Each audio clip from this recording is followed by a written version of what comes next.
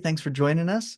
I'm here with Kathleen. And so she's actually, she was there at the inception of the Plottr Otter. And if I'm not mistaken, you were part of the team that helped us brainstorm that, right? Am I remembering that correctly? I feel like it, but then some of these conversations run together. But I think Yeah. we were like, what would be a good idea? This is Yeah. this is it. See, I remember you there. So let's put you in the Okay. story there, at least All right. for sure. So that you're so yeah, she helped us come up with the Plotter Otter. And so for that, I'll always be grateful. And that was at a conference a couple years ago in Florida. And so I've known her since then, and she's really fun to be with. So I'll let her introduce herself and get started. Sounds great. So I'm Kathleen Sweeney with BookBrush. I used to have a long description where I'd list all the things, including janitor, but most recently I'm the COO. So it shortens everything up and added a lot more things to my plate, and I'm okay with that. I love being in the author space, and I've been with BookBrush since we started it in 2018. So I'm excited to tell you a little bit more about things today and have a little chat with Cameron. Yeah. So do you want to start by saying what is BookBrush and what do you guys do? Absolutely. So we started in 2018 as just an online, not just, but as an online platform for authors to be able to create your own marketing graphics. So exclusively do it yourself with a few easy things in there. And then over the years, we've added more things. So now you can make your own book trailers and book covers. And then this seems to happen to us a lot. The authors tell us where we need to go, what they want. And we've started to add some services. So we now do custom book covers, and you can hire us for a la carte projects like a book trailer or Amazon A plus, some of those things that authors are just like, no, I don't want to learn how to do that. I'd rather write. And then most recently, we added full service social media management to the plate as well. That is a lot of things. It is, but you know what? We really want to have things for authors in every part of the journey, wherever you're at. We did, this is exciting. We hit 100,000 users in BookBrush last year, and more are coming. And that's a lot of those are using the self-service side, and that's not going anywhere. But the services are a nice feature for people who also like to sleep at night and need to get things done. And so you can hire us for some of those things. That's super useful and very awesome that you guys are at 100,000. That's so, oh man, you must have had a party that day. We party here every day. Come on, Cameron. So do we. Yeah.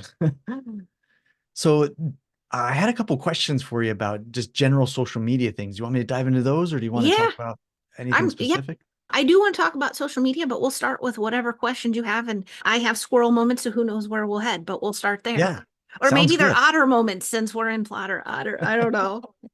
I just learned recently you can watch otters on a live webcam at the Monterey Bay Aquarium. So I've been doing that lately. It's awesome. That should like live stream on the Plotter's Otters on the Plotter site, maybe. On the I don't Plotter know. site, that's actually a Yeah, really good yeah. idea. I'm gonna do You heard it that. here first, folks. We just thought of this. She just came up with another great otter idea. We're definitely doing that. That'll be up later today. And then it'll be on our social media page. So as far as social media, like I know there's a lot of talk about create once, post anywhere. It's becoming more of a thing for people. Is that hard to set up? What does that mean? How do you do it? Is that the So term that people use? there's so many terms out there, and nothing's really right or wrong. A lot of people call things, they call them memes or graphics or images. So even when you talk about one single thing there's lots of words. So make one thing and post it everywhere makes sense. Starting at the beginning on that, for creating the graphic, BookBrush is a really easy place to make those images. So if you haven't tried those do-it-yourself tools and you're tackling your own social media, the BookBrush templates and things make it easy to create that graphic. So then once you have it, it's let's get as much mileage as we can for putting it in different places. And so there's a lot of schedulers out there that you can use. A lot of them are free, and it does make sense. If you create something and you're going to use that graphic on Facebook on Tuesday, put it on Instagram on Tuesday as well. Because when you think about this, might be answering another question you're going to ask me later, who knows? But when you think about the different social media platforms, I think a lot of people have their pet platform or their favorite platform. If someone just happens to go to Instagram most of the time and you happen to be posting on just Facebook, you're going to miss them. So taking that and posting across different platforms is a really good idea. Now, the graphics are suited generally like a static graphic, just a PNG or a JPEG for Instagram and Facebook. If you do something with motion, like a little video, something that's an MP4, then those are really nicely suited for anywhere that takes the MP4, which could be the Instagram stories and Facebook stories and reels. So those reels, and then graphics that move can also do TikTok and YouTube. Wow, so you can use those for all sorts of different formats. It sounds like also all one piece of content can serve you in lots of different ways. Yes, and I'm all about getting a lot of mileage out of something that you made. So use it wherever you can. So there's a lot of, if you're wanting to set that up, you can do some things and connect them in your own like meta suite in Facebook and have it set up in there. There's also different schedulers. Some are free, some you pay for. Planoly, Sendable, lots of different ones. Some of them just give you 30 posts a month. That might be exactly what you need, and you might not even need to pay. Explore some of those schedulers. I'm a big Googler, and find out which ones you can try either for a trial period or with the number of posts that you want to do. Maybe it's totally free. What about like different formats? Because I know like a longer video might not be right for TikTok, or different sizes and formats and things like that work for different platforms better. It, do those schedulers also do that for you? Cut it up into different formats and slices and stuff? So it depends probably on the scheduler. Now, if you have long form content, I'm going to just spill all the beans. I use Clipchamp all the time and it's free. I've never paid a dime. So I can take the long form in there and upload it and there's this cute little scissors and you just hit it and it takes out the part that you don't want. That's not even a top secret thing, but Clipchamp has saved my bacon a lot because I record something and then at the end I make this terrible face and I'm like, oh, clip. And so it also, you can clip something out of the middle if you flubbed that too, or if it's just too long, because some of those platforms have a limit of 59 seconds, so you can't be over a minute. You might have a piece of content that's pretty great, but you need to shorten it up. That Clipchamp could take something that's a couple minutes long and make you reels for 3 days, and you just clip it. Awesome. I'm taking notes here just along with everybody else. Yeah, So you're gonna, that's a fun one to use. And in there, there's a little transition thing. So if you're putting two together, so sometimes I have long form that doesn't show myself, but I want a front facing bit on that. There's a little transition button that like spins it in a circle or closes barn doors and makes you look really professional. All free. nice. And I just want to say, everybody that's here joining us, feel free to ask questions in the chat there, and I'll ask Kathleen at I say this monitoring the chat. absolutely, and I say this all the time in my book brush sessions. No question is a dumb question. So feel free to ask whatever you want. Oh, good. Because I have one for you. So as you were saying that, I'm thinking, well, what types of content are good as a writer? What's good to put out there? So it's, you want to think about your audience. So if you're appealing to your readers, you want to put things about your books in your genre. When we do the full service social media management, we focus just on the books for the most part and creating an experience on the page. So some authors, when they're doing it themselves on Facebook and Instagram, put pictures of themselves. We don't do that as often because we're not the author. So we'll work on creating different types of graphics. Some include the book, but the thing is, when you're really getting a handle on social media, you want to post pretty consistently and several times a week, if not daily. So the thing there is, you cannot just say, buy my book 7 days a week. I mean, you can sprinkle in those call to actions, but sometimes it can be a graphic with an image that looks like a character on your book, or maybe you've got a beach romance, a beach background with a 5-star review or whatever. You know what? You can use bits and pieces from a 3-star review. Just don't put the stars on there. If the wording is great, just put that on and say from a review. So these are graphics that appeal to your readers and people who like to read the genre that you write. And so when they come to your page, there's a lot of content for them to enjoy and look at. And not every one of them is going to be a sales call to action, buy my book post. We work on a whole experience through images for your readers. Give them a lot of content. And if they like fantasy, then they're going to quotes about that kind of thing. So sprinkle those things in. Okay, quotes, reviews from your books. What if, just a hypothetical question here. So if you're writing a mystery and that's your genre, would posting I don't know, interesting police stories or something that you find online, that kind of stuff, You things that sure could if you think and you might have something fun to say about it. We haven't done anything specifically like that, but the thing that might be good about that is because I'm always interested in what could work, is it could get a lot of chatter going. And then the more comments and the more chatter that you have, then that moves things up in the algorithms, Facebook and Instagram like action and activity. So if you put something, I wouldn't say controversial, but interesting that people want to comment or would encourage commenting, that could do well for you and for your account. Also, on those lines, sometimes with the caption, we ask a question that will encourage more people to answer the question. And rather than if it's just a beautiful picture of your book, not as many people might say, great cover. But if you're asking them something about something in there, have you ever looked something that had to do with your book? Then they're going to respond. And then you've got all that chatter. I love that. If you ever writing that one down. So I'm trying to think how this would work for different genres like romance. You could maybe if you find a love story online or something, you could share that. I can't think of any other ones that I would do. I don't know if anybody else can think of some examples, but It could be even just trying to think. So many nichey things. There's restaurants and books and quilting and all those kinds of things, or sports romance. So it could have something to do with a little bit of your subgenre.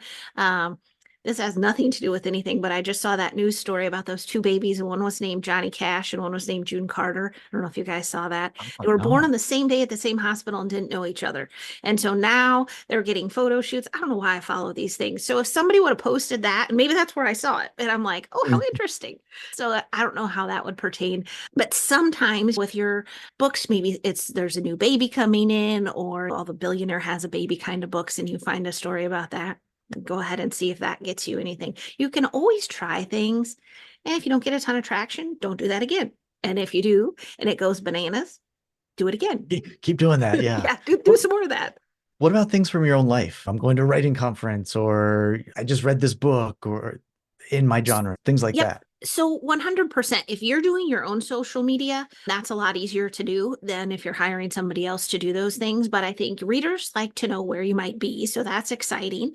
And if you're celebrating a book birthday or your own birthday, sometimes people put pictures of their food for celebration and stuff like that. Up to you how you feel about putting your family on there. But those kind of things can help put a personal twist. If you're not super comfortable with yourself out there, find something about you that readers might resonate with. If you love to drink coffee, put a picture of coffee with a quote. So that kind of ties it into you, and you can say, how do you take your coffee? There's your question.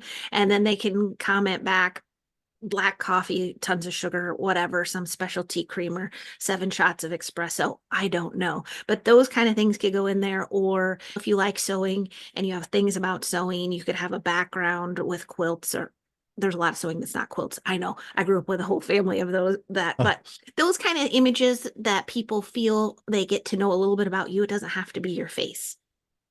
Okay. Okay. Interesting. Yeah. Oh, and Susan asked a question. She said, "Is there a hybrid option where you have someone helping with social media, but you also post yourself sometimes?" Definitely people do that with our full service at BookBrush. We post 6 days a week, and we don't take away the author's access to post, so they still can. But from what I understand, at least on Facebook and Instagram, if you post more than once a day, you're competing against yourself because it'll probably only show your followers one of those. So you can knock yourself out and post all those different things, and people may still only see one. So if you're paying someone to do it and you do it, you could do a hybrid where you do certain days a week. I have one author who saves Tuesdays for Tamara for herself. So she posts something there, and then we do the other days. Now, on other platforms like TikTok, it's more like people consume and consume. So if you had the bandwidth to post 36 times a day, that'd probably be fine. I don't know that anybody does. That one doesn't compete against yourself, doesn't feel like. Interesting. So on TikTok, it's okay to post as much as you want, but the other ones, you don't want to post more than once a day because then you're competing with yourself, you said. That's what I understand. That's what we're Yeah. going on. And we've got people who really nerd out about researching that stuff on our side, and then I feast on what they tell me. I'm like, okay, this is really good stuff. Take it for what it's worth. But those are things that we found out over time. And social media, like a lot of things, is a moving target. So, you know, what when we think, okay, optimal number of hashtags right now could be 5 to 7, but down the road it could be people are putting a ton in again, or maybe less. So we keep abreast as best we can on trends because they work, and we keep doing those till people pivot in a different direction, and we will too. Yeah, do you guys do the research for those for hashtags? Like what are the best hashtags to be using at the moment, or what are trending ones, or We do. When I say we, the royal we, not me. But we have people who like doing hashtags and figuring that out. There's literally a whole hashtag strategy behind this. And the thing is, so you could make some really great graphics, but if you're not hashtagging them, I wouldn't say properly, but effectively, you're going to get less people are going to see them. So I know some people don't follow anybody specifically, they follow hashtags. So they follow the hashtags for sweet, clean romance. And so also, I'll give you another tip on hashtags. You want to niche down. So you don't want to use romance book with literally a bajillion followers because you're lost in the Rolodex.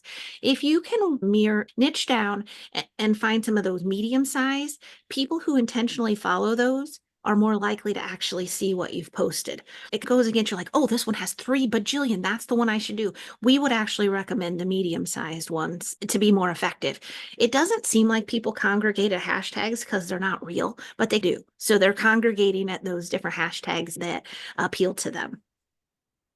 so you said a medium-sized hashtag. What does that does medium depend on what the genre is, what you're looking for, or Yep, is there I like think a so. Because like general? if you hashtagged my name, there's probably not much unless there's somebody way famous. But BookBrush has a hashtag and we have some followers. There's probably a lot more on Plottr as a hashtag than there would be on the name of Cameron. So you want to find the right fit for that. And then also something that we work on is generating a hashtag and making it popular with the author's name and maybe your series name, because we talk about this a lot, but everybody's a detective these days. So if a friend tells them about your book or something, where are they going to go to get their information? Right out and look on social media. And so you want them to find as much as they can. So using your author name as a hashtag can be effective, and you can keep using it, and then your followers might too. That at the onset is going to be a fairly small hashtag, but I think when I say medium, it's going to depend on the genre and how far you can niche down. And how do you research those? Like where would you go to, yeah, to find out about hashtags?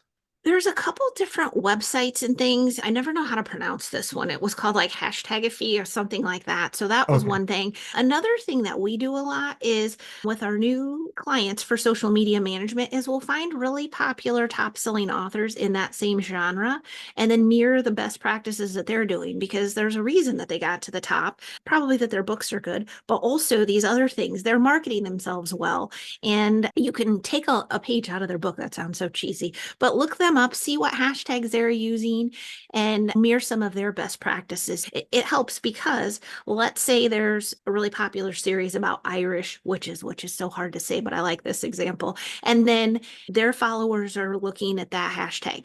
If you have books about Irish witches and then you use that hashtag, you're going to fall into those same places that people are looking at those. So you get in front of the readers who like that author and like those books, who will probably like yours because they're the same genre and maybe even subgenre or a niche. So I would definitely look up some of those. And it's interesting because every now and again you'll find a best-selling author and they don't have a ton on social media, and you're like, what a missed opportunity. And so there's where we talk about, a well-branded social media presence is super important. Whether you hire somebody or you do it yourself or a mixture, it's definitely good to be out there. We talk about social proof. There's your social proof. So internet stalk the people Yeah, that you stalking. like, that That's you what I'm follow. recommending. Yep. Yeah. Okay. Perfect. That's great advice. That's really great advice. Man, I'm learning so much. So Anne asked, how do we find you at BookBrush? Great Do you, question. and do you Um, mean like on social media or on their website or? I'm going to put in one of our BookBrush websites here. This may be what you're asking. So our website is bookbrush.com. And then I put the extended link with our social media management information, but that also you can just hit home on there and find out BookBrush in general. I'm on LinkedIn as my name, and BookBrush is on there. I don't think I'm that hard to find, and has the BookBrush logo. So hopefully that's where you're looking for. To get in touch, I'll also put in our email is support@bookbrush.com. And so that will catch anything. I try to answer some. I also to sleep at night. So sometimes other people will answer, but they will route it to me if it's a question specifically for me. Who does that anymore? I know. I know. Just kidding. Does that answer your question, Yeah, Anne, let or me was know if there? that answered. Yes, thank you. Okay. So what about the best times and days to post and things like that? Do you guys research that? Do you post at the best times, or is it really just, is there a science to that, or is it just, it Oh, doesn't? there totally is. And so this is so interesting. If we're starting with somebody who's fairly new on social media and hasn't posted a lot and doesn't have a lot of history, we just pick some times. But then as you're getting more active, you can look behind the scenes. I just figured out where this was in YouTube, and I thought I knew a lot of things. And I was like, what? It actually had this amazing little colored graph. And uh, oddly enough, our hero content, our best stuff should have go Friday at 9 a.m. We had the most of our followers on at Friday at 9 a.m. I was like, that's odd. But then it color coded different times. We had some like lunchtime-ish ones. I'm in Central Time, so it may depend on where. And YouTube also coordinates it with your time zone, because we had another admin who was in Pacific time, and what she saw was in her time zone, so it converted it, which is great because time zones drive me nuts. But most of the things will show you behind the scenes the optimal times to post, because that's when most of your followers seem to be online, and that would definitely be a good time to do that. So look behind in your metadata in Facebook. YouTube had an analytics section, and there's probably a YouTube video on how to find all of those things. So if you're not sure where to look, I'm a Googler, or look on YouTube, like how to find the best times, and then it'll probably have a little step by step. Here's where to go. Is if you're going to take the time to post and do all that, get the best hashtags, get it out there at the time most people will see it. You want to get the most for the time you're investing in it. Yeah. Yeah. It's funny, the Friday at 9 a.m. thing. I'm probably, I don't feel like working today. Just gonna look on YouTube for a little. Yeah, I was surprised. I was like, that's odd. Because so I had thought originally it needed to be consistent, like always at noon. But as it turned out, that wasn't as important as hitting the times for when your audience was more likely to be on. Wait, say that again. What's not as important? I was thinking, I just made this up. Some things you think you don't know where you learned them, but I was like, I thought it was important for a while that we always posted at the same time, like at noon.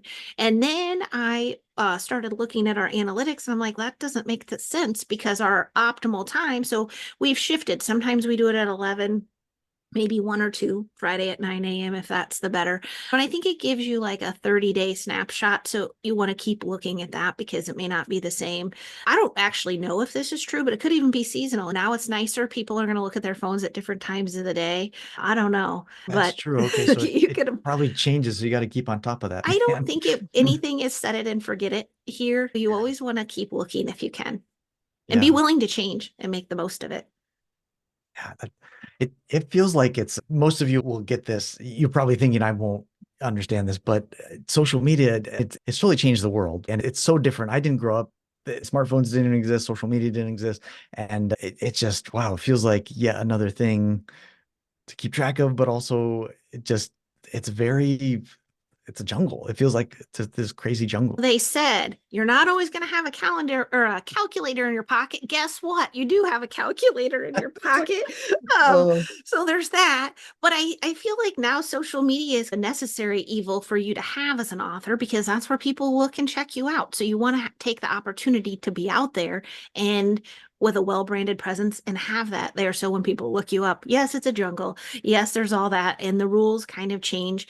And if you can only post 3 days a week, that's fine. That would be a great start. If you have the bandwidth to either post more often on your own or hire somebody, you might like those results. But we tell our people all the time, this is a long game. We're not going to post for you. You can't just hop in and post a whole bunch for a week and think, whew, got that done. Like you need to stick with it. So you want to set yourself a schedule that you can manage or find somebody who can do that for you and keep it up in the long term. Gotcha. Gotcha. Okay, we got another question here. Is it important for writers to know their genres and write to that audience? Yeah, I think so. You mean not writing the books to that audience, but write the social media posts to that audience? No, you can unmute if you're comfortable. Since we have a small group, I just I made that am. up. Let me take it a little further. If you let's say you're writing fantasy and you research that and Mhm. it tends to appeal to a younger demographic versus maybe some of women's fiction would be a little bit older, then you might want the things in the book to appeal to that. That's a little off my grid of social media. So I don't really want to tell you for sure, like, here's the rules because that could change. But it seems like it makes sense to know your audience and if you're comfortable with what you're writing, we also want you to love what you're writing because I think that shows through. So if you're like, I think I'm going to write something where everyone gets murdered and it's not your thing, like it probably wouldn't work. That's part of your author brand. So if you're branding yourself as this genre, then you stick with that. I know a lot of authors, if they add another genre or something wildly different that wouldn't appeal to the same audience, they use a different pen name. And a tip on social media would probably have separate socials for those because people gravitate towards that. And then once they're find you and follow you, you don't want to stick the other thing in there and they're not happy with it. That's not what they wanted to read. They wanted to read the first thing that they followed you for. Not that you can't write it, but a slightly different even pen name can be helpful there. But we do talk about branding. And so keeping that all together makes sense. What you're writing appeals to the audience and your posts do too. All of that brands you as the author that you want to be. Yeah, and Hopefully that kind of helped. I'll speak to that too, not because of my own success or that I've got it right, because my books, I'm still trying to learn this myself, but I talk to a lot of people that have figured it out, and there's kind of two schools of thought. One is two strategies, really. Like one is write to what your audience wants and like research exactly what's hot right now, the trends, and write to that. And then the other kind of strategy is write whatever you love, and you will find people that love those same things. No matter how quirky, no matter how weird, you will find people that like those. It's really up to you, which is maybe a little scarier, honestly. But So nothing's cookie cutter. It's not like everybody that we have our clients, everybody gets the same post on Tuesday by any means. So we meet with you, we learn about your brand. We do not read the books because there's just not enough time for that. But we will, once we learn about you and your book and your characters as much as we can, then that's when we develop the hashtags and that can help you find your audience. So the hashtag strategy is really the most critical part for the growth, but we do it all organic. So finding those and finding people who really want to follow you organically. We're not going to pay anybody to follow you because they're not really the right folks. Once we learn about your books and we have the blurb and we can, if they're already out there, look at reviews on Amazon to help us put it all together, then we can help structure where it's headed on social media with the hashtags and try to find the right audience. And all of that kind of plays in together. So hopefully that kind of answers. you said you learn about the characters too. So the characters in the book matter for what type of content you're gonna put on social media? Yep. So sometimes it does. There's one author we've been working on, and he's definitely like thriller suspense. And so when you look at his page, you get that whole vibe. And there's his characters, I would use the technical term, some beefcake. And so the images have that kind of guy on there. If he had more of a nerdy little scientist, we would have a different kind of image. We are also working with somebody with horses. And oh my, we really had to narrow down. Horses are not all the same. It's if you said, get me a Christmas tree, but they really wanted a balsam, not a Fraser. Like, what? That's different. That's niching down. But like in the horses, we were making sure they were more of the English riding horses. And she knew a lot about horses. So that author sent some pictures into. But I guess to your point, like the character, sometimes you're going to have graphics that are just, we talk about experience on the page, but not salesy. So people are fond of the character. So if you have the character in the images, even with a quote from the book, it doesn't have to be the exact character from the cover, but somebody that looks like that. So we try to learn about that too. Now, as one lady who said, anybody in a ball gown is fine. So that was fine. And then somebody else said, when we asked what color hair, she said, I'd have to read the book again. I don't know. I have 70 books. So she was flexible there too. But yeah, we do want to learn about the characters if that makes sense for creating the graphics so it can stay on brand. That's so cool. I never would have thought of that. It's cool. It depends. It's not always the case. Sometimes it's more castles or magic in the background, but sometimes there are some main characters that make sense to feature in the images. Yeah. So I want to ask you now about what exactly you guys offer for this social media management. So can you tell us just really quickly what it is? And then I'll probably have some follow-up questions for you. Yep, 100%. So, this is just one of those things that came about when we had authors in the help desk and webinars, and we hear, can you just do it for me? And so that's why we do the full service. So, we started last November with what we call the meta plan, and that's where we take Facebook and Instagram, and we literally take the wheel for the author. So, we have admin access and we learn as much as we can from the author. But your biggest time commitment is that first onboarding call. After that, we can be pretty hands off because the point is, if you had an extra 4 hours a week, you'd probably do this yourself. You do not. So we don't want to be a big time suck, but we usually promote between 1 and 2 books a month so that there's consistency in the post so it doesn't feel scattered. Also, everyone doesn't see every post, but when they come to your page, then you have a nice branded presence. With that plan, we post 6 days a week. It's a mixture of static graphics and reels. So when I say static graphics, those are your PNG or JPEGs. So 5 of those and usually 1 reel per week. The reel's like a mini book trailer and they're so cool. In fact, maybe I might do a screen share and I'll show you a couple because those are what just really make it all worthwhile because there's something that's hard for somebody to make. And we post the same thing for Instagram and Facebook. So if Wednesday is your reel, we post it on both of those. We do the hashtag research and then we also handle the audience engagement. So we dedicate, it's about an hour a week, which kind of works out to be 10 minutes a day or so, commenting back, helping create the chatter and keeping chatter going. So I know I feel if I ever commented and then the person commented back, I'm like, oh, also, I'm more likely to comment again. We want to do that. We also have people on our team who have time. If somebody liked it, because it fell into their feed from a hashtag perspective, but they don't follow you, then we can go and invite them to follow your page because they've already opted into something. They may want to learn more. So we can go through and do that and help grow your followers that way. So that's a little bit about the Facebook and Instagram plan. That's called the meta plan.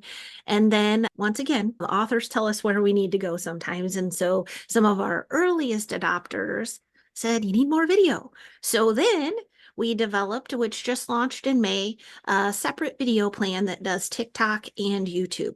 So we talked a little bit, I think, about that being a little more with the author on there and just more organic kind of thing. That's the part that authors are like, oh, I don't know about being on there and I don't know how, don't want to do it. So our solution for that is if you do the video plan with TikTok and YouTube, we record a long form professional podcast video once a quarter.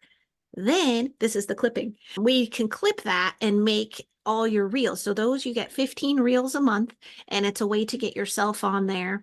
So we have a mixture of pieces of your interview, miniature book trailers, and then we have another tool that can help get reader reviews. So every once in a while we could put a reader testimonial in there for variety.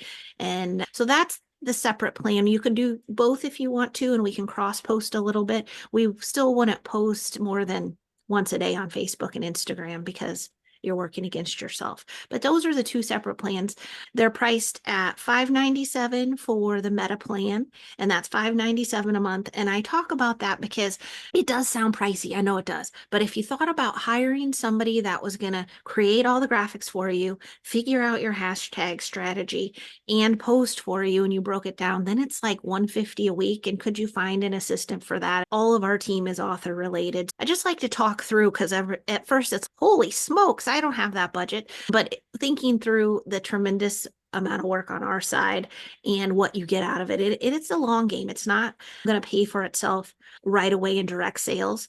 But if your goal is a well-branded presence, the indirect sales that might come out of it and all of that, it's definitely worth something to put in place there. So I might do examples, but let me know if you have any questions on any of that before I jump in. I do, and it looks like we got another one here. Do you also work with author websites, or would that be someone else?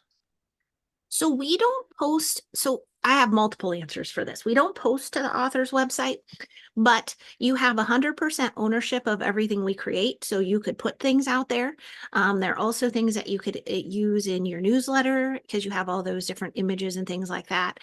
And then separate from the full service social media management, we also do hourly concepts, which is the a la carte thing. And so if you needed a new banner for your website or some of those things, you could order those on a one-off basis and do individual projects there. But we don't do website design or any of the supporting of your website.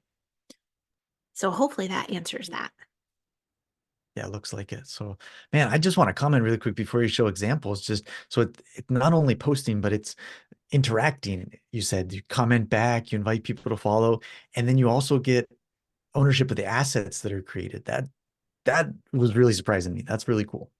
Yeah, and so let's say you did do Instagram and Facebook, you have those four videos per month. You could take and put those on TikTok and YouTube. So that would give you a little bit of extra content over there without paying for that plan, and use them as much as you can. That's what I think. Depends on your genre too. We don't touch on LinkedIn a lot, but sometimes if people have a nonfiction book or LinkedIn seems like the right audience, you can put things over there too.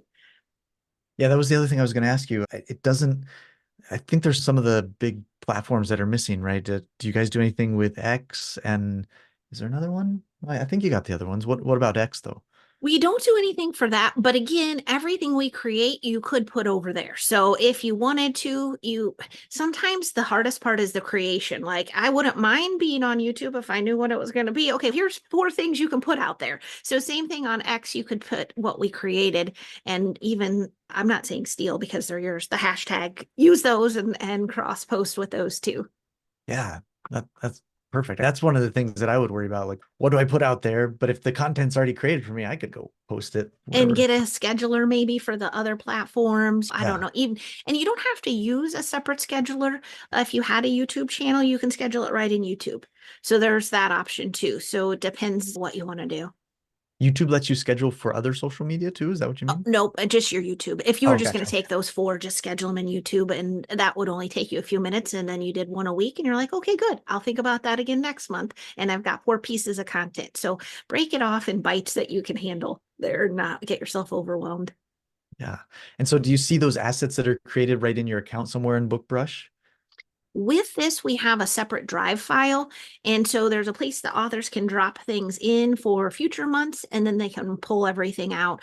When we're first launching, we have a little soft launch and an approval. So you get to see the first couple graphics, sample graphics, and see those. So we make sure we're on the right track and that you like what we're doing and all of that. And then really, so this I'll tell you one reason it wouldn't be for you if you're a control freak, because really we want to just rock and roll for you once we make sure that we're doing what you like. But then you can pull everything out of there. We usually try to work about a month ahead because we don't want anything to be missed. So sometimes people say, oh, I hired this VA and then they had the flu. I didn't get any posts. So we have everything stacked and scheduled about a month in advance so that nothing can fall through the cracks. Layer cake. We've got people who are good at reels, people who are good at graphics, and people who are good at scheduling, and the hashtag nerds all together A to big make it work. Yeah. big party there. So I'm monetizing or capitalizing a lot of your time. That's not the right word. I can't think of what it is, but I'm taking a lot of your time. So let me stop asking you questions because I'm learning a ton, and so I'm really interested. But why don't you show us some examples, and then we'll open up to questions for other people if they have some. If not, I've Yep. got more questions. But Sure, sure. Yep. I think it's always fun to see. You can talk about this from 1,000 feet. Oh, I need participant screen sharing. I think if you click the oh caret yeah, by that, it'll let me do it. We didn't talk about that ahead of time, so there we go. that's my Yep, bad. Okay, yeah, I'm gonna take it and run here. yep. Go for it. Okay, so full disclosure, if you do sign up with us and sign a contract, there's a spot that you can say if it's okay for us to share your work. So what I'm saying is we wouldn't spill your beans unless you wanted us to. So this is an author who said it was okay for us to show. She's been with us since I think January, and this is Feel Good Fantasy and Mysteries with Magic. And so I'm just gonna scroll here. No pink and purple flowers. You're getting this vibe. She's following, for the most part, our plan of doing about a book a month, keeping that repetition up. And then we go to the blue book So we'll talk about that a little bit. So I think it all comes together for her. Oh, I'm going to talk about another thing too. Facebook in particular doesn't want you to leave Facebook. So in the caption area, if you have a URL to take you elsewhere, the algorithms can push that down. So it seems natural. Like, how will they find me? I need to put the link in there, but it may not perform as well because you have a link. And so it gets pushed down. So our solution for that is periodically we can put a QR code in the graphic, and that's a way to send people where you want to send them without having it impactful in the caption area. I think courtesy of COVID, everybody knows how to use a QR code now because we came back and didn't want to touch paper. Now, I do know a lot of times the litmus test for me is if you are on your phone, you can't scan it with your phone. That's why we don't put them in every single thing. But I think people even now know, okay, there's information there and I want it. So you can either scan it with somebody else's phone or you know how to do it. Or a lot of people look at social media on a computer. I'm on my computer a lot too. So that's why you'll see the QR codes in there every once in a while too. So just a little tidbit, and then we'll do some of the reels. So you guys probably know if there's a little play button, I'm in this one in the middle, that means it's a reel, but you can also click, it's the full post is here. You can click just to reels if you want to see some of those. I'll play a couple in here for you. Can you hear that? Yep. Yeah.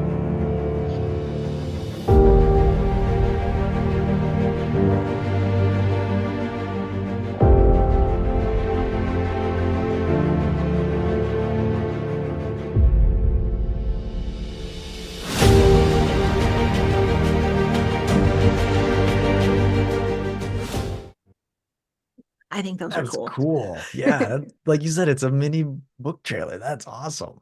So not super salesy, cool. Here, I'll do another one. I haven't even seen this one yet because I could spend all day watching these and I wouldn't get anything else done. So I'll be watching it too.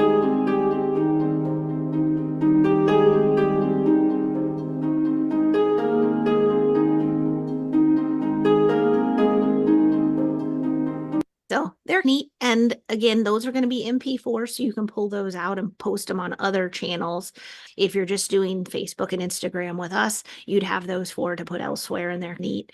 Let's do one other author here for a different vibe. So Scott Blade was one of our earliest adopters. Different look and feel over here in this land here, but we'll do a reel in here.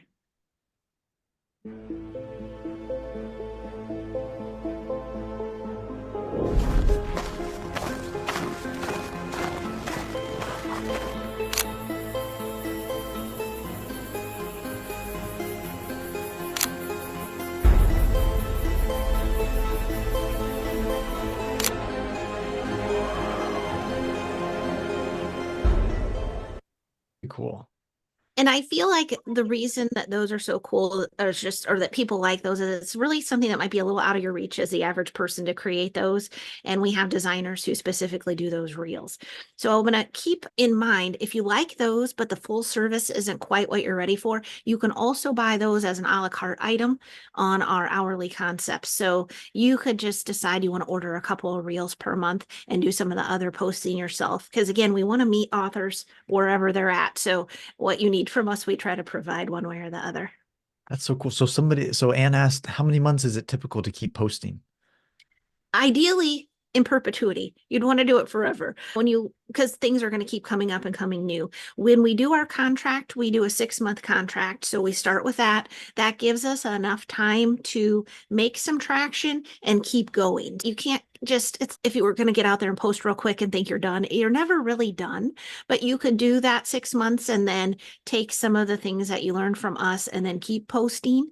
But like I had one lady tell me, she hired somebody to clean her house because she wasn't getting it done and it was important to have a clean house. And she said, I'm going to have somebody do my social media because I'm not getting that done either. Both of those are going to keep happening. Both of them were important to her. Neither one necessarily brought her ROI in money, but the clean house was important and gives her satisfaction, and a well-branded social media presence was important to her in the long run. I want people to think of it as like you get a good proofreader in your corner, you get somebody who's good at social media, you get these different things. Those are all the pieces in your marketing puzzle that you want in place. So these aren't ads or anything. These are just the graphics that are on social media. So would it be great to do it forever? Yes, because then you're always having something new that can come up for your followers. But that might not be feasible for everybody. So we can do that 6 months and get you a nice base, and then you could take it from there. What about once you get to the point of multiple books and multiple series and things?